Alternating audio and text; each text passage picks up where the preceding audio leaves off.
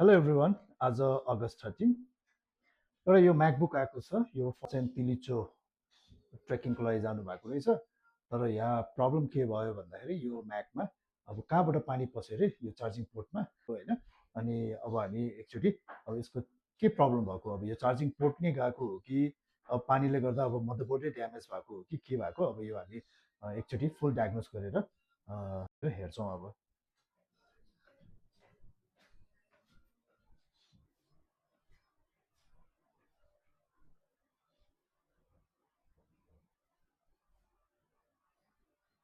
ल म अब यो स्क्रु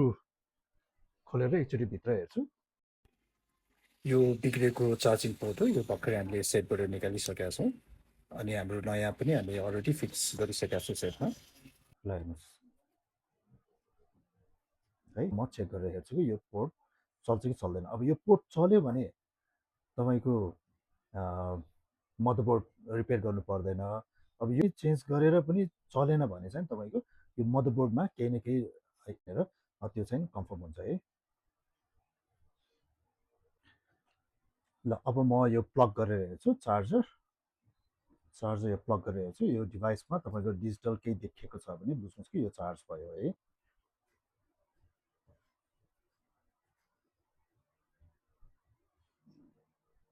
ल हेर्नुहोस् है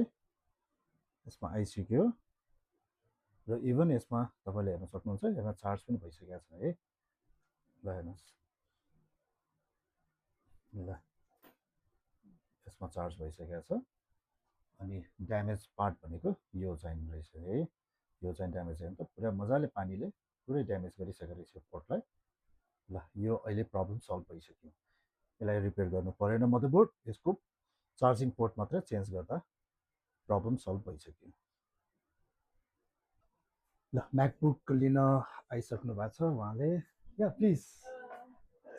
it's perfect You're welcome. So the problem in here, this part. All right.